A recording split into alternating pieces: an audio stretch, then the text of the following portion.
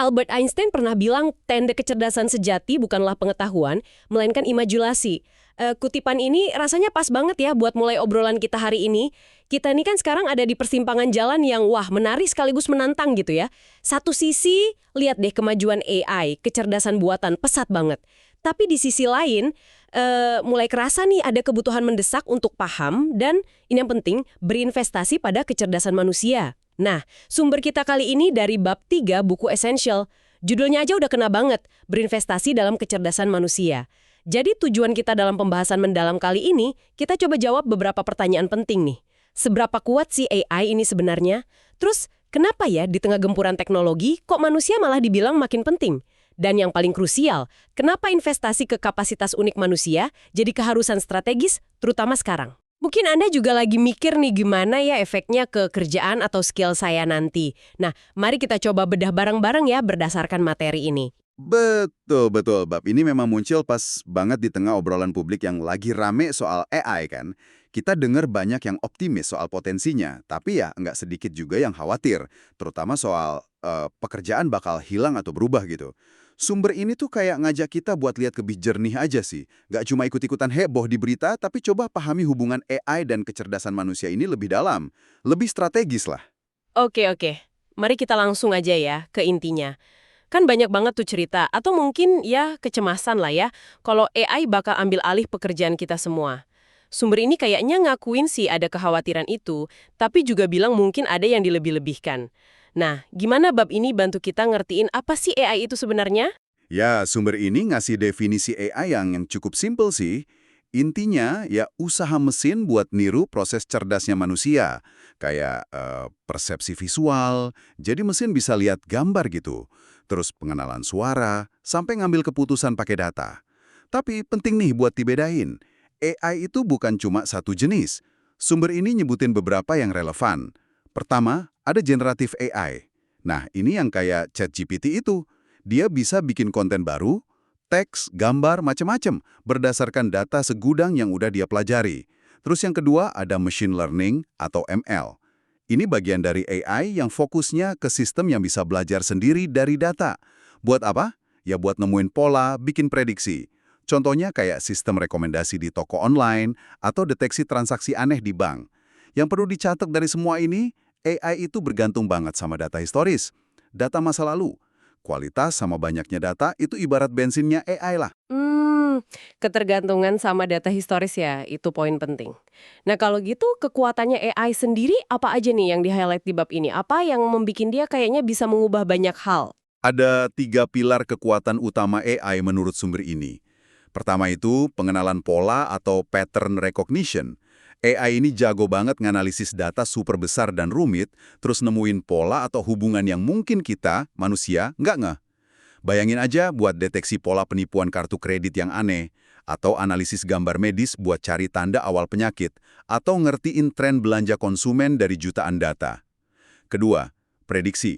Nah, dari pola yang udah ketemu tadi, AI bisa bikin model buat nebak kemungkinan di masa depan. Ini bisa buat ramal permintaan pasar, prediksi risiko kredit macet, kapan mesin pabrik perlu diservis, atau bahkan prediksi arah penyebaran wabah. Ketiga, otomatisasi. Ini yang paling sering kedengaran mungkin ya.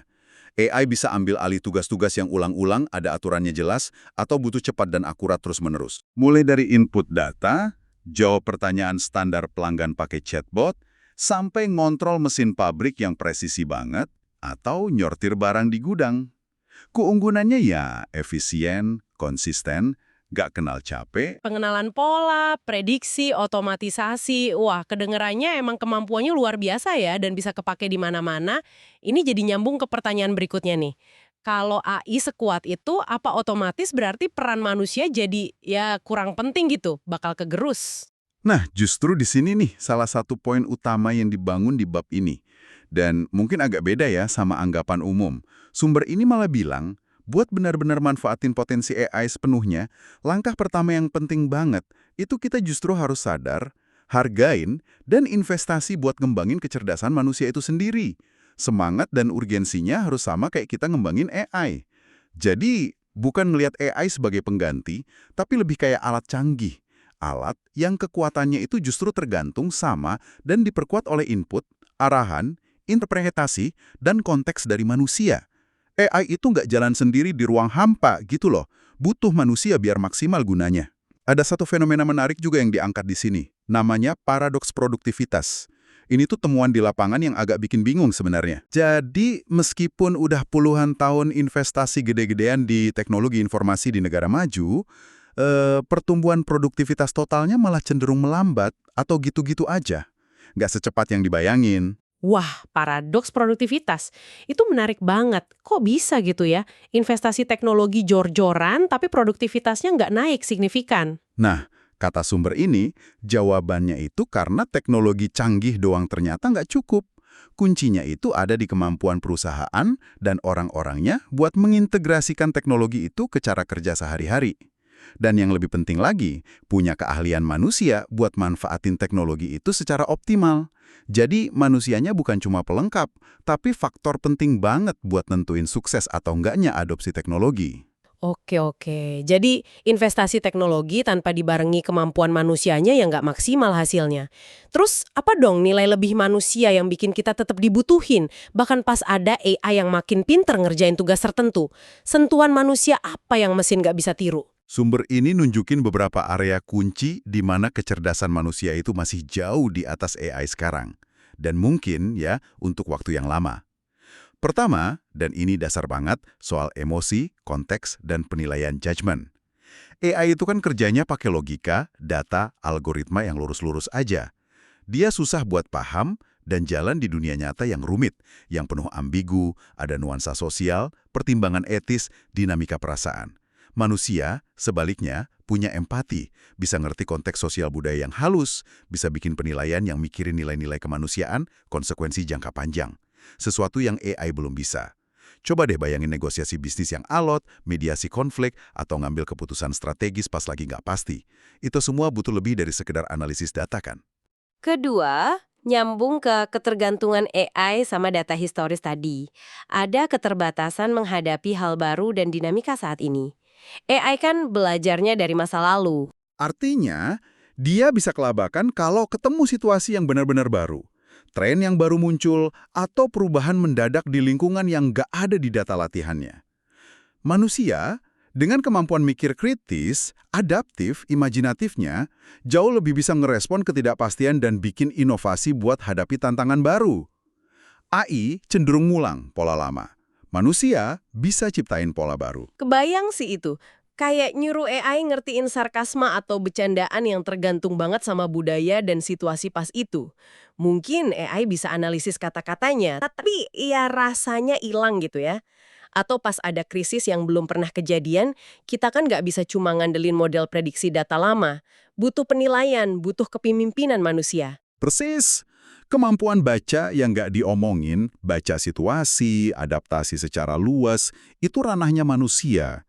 Sumber ini juga nunjuk ke sebuah gambar 3.1 di bukunya, yang nunjukin secara visual gimana keahlian manusia sama kemampuan AI itu unik, tapi sekaligus saling melengkapi. Artinya, masing-masing punya jagoannya di area beda. Potensi terbesarnya muncul bukan pas mereka saingan ngerjain hal yang sama, tapi justru pas mereka kerja bareng, saling ngelengkapin kekuatannya. AI urus analisis data gede dan otomatisasi tugas rutin, manusianya fokus ke interpretasi, strategi, kreativitas, interaksi yang butuh kecerdasan emosi dan sosial. Oh, jadi ceritanya bukan manusia lawan mesin ya, tapi lebih ke manusia plus mesin ya. Kemitraan gitu, bukan kompetisi. Terus gimana bentuk kemitraan ini di lapangan menurut sumber ini? Tepat sekali. Sumber ini ngutip pandangan beberapa peneliti, kayak Raman and Flynn sama David Autor, yang argumennya cukup positif sih. Mereka bilang, kalau dikelola benar, AI itu sebenarnya punya potensi buat memperkuat peran dan nilai kerja manusia, bukan cuma gantiin aja. Kuncinya itu di pergeseran fokus. Dari yang cuma pakai AI buat otomatisasi dan gantiin tugas manusia, yang mungkin jangka pendeknya hemat biaya tapi nggak maksimalin potensi, jadi fokus ke gimana AI bisa dipakai buat ningkatin kemampuan manusia, ciptain peran-peran baru yang butuh kolaborasi manusia AI, dan bikin manusia bisa ngerjain kerjaan yang lebih bernilai tambah, lebih kreatif, lebih strategis. Bahkan ada argumen kalau pendekatan ini fokus ke augmentasi bukan otomatisasi doang, itu bisa bantu bangun lagi kelas menengah. Caranya ya dengan ciptain permintaan buat skill baru yang gabungin pemahaman teknologi sama kemampuan khas manusia tadi. Tapi ya, buat wujudin skenario bagus ini nggak otomatis kejadian. Perlu ada perubahan mendasar cara pandang para pemimpin bisnis sama pembuat kebijakan ke tenaga kerja. Bukan lagi cuma sebagai sumber daya atau biaya yang perlu ditekan, tapi sebagai modal kecerdasan yang perlu dikembangin dan diinvestasiin secara strategis. Investasi buat pelatihan ulang, reskilling, ningkatin keahlian, upskilling, bikin lingkungan kerja yang dukung belajar terus-menerus dan kolaborasi manusia AI, itu jadi penting banget.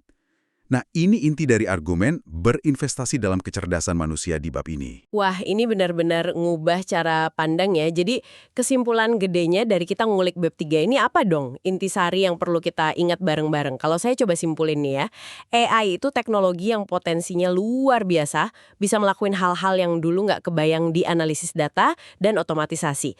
Tapi dia bukan peluru perak, punya batasan mendasar, terutama soal pemahaman konteks, emosi, etika, sama kemampuan adaptasi sama hal baru. Kemajuan sejati dan lonjakan produktivitas itu, menurut sumber ini, datangnya bukan dari AI doang, tapi dari sinergi. Kombinasi cerdas antara kekuatan komputasi AI dan kecerdasan unik manusia. Makanya, investasi buat ngembangin kapasitas unik manusia, kemampuan mikir kritis, kreativitas, kecerdasan emosional, problem solving yang rumit, kolaborasi, penilaian etis, itu bukan lagi cuma bagus kalau ada, tapi udah jadi keharusan strategis. Ini kunci bukan cuma buat navigasi masa depan dunia kerja yang terus berubah, tapi juga buat bener-bener metik manfaat produktivitas dari investasi teknologi gede-gedean tadi, dan ngatasin paradoks yang tadi kita bahas. Nah, ini nyambung ke refleksi buat Anda yang lagi dengerin. Apa artinya ini buat Anda secara praktis? Pesan paling kuat dari sumber ini tuh, di tengah ramenya AI, skill-skill yang paling manusiawi, kemampuan Anda buat mikir dalam, ngerasain empati, berkreasi, paham nuansa antar manusia, bikin penilaian bijak di situasi abu-abu, itu nilainya justru jadi makin tinggi loh, bukan malah turun. AI mungkin bisa otomatisasi sebagian kerjaan Anda, tapi dia nggak bisa gantiin esensi kemanusiaan Anda. Jadi pertanyaan buat direnungin, gimana Anda bisa proaktif terus asah, kembangin, dan tunjukin nilai dari skill-skill unik manusiawi ini di peran Anda sekarang dan ke depan? Itu pertanyaan penting buat dibawa pulang ya. Sumber kita hari ini kan banyak nekenin tanggung jawab pemimpin organisasi ya, buat investasi lebih serius ke pengembangan kecerdasan manusia di timnya. Tapi mungkin ada satu pemikiran terakhir nih yang bisa kita renungin bareng, yang agak lebih luas cakupannya. Mengingat AI itu belajarnya dari data historis, data yang kita tahu seringnya ya cerminan pola masa lalu, keberhasilan, tapi mungkin juga keterbatasan atau bahkan cara pandang sempit di masa itu, apa peran dan tanggung jawab kita semua sebagai individu dan masyarakat.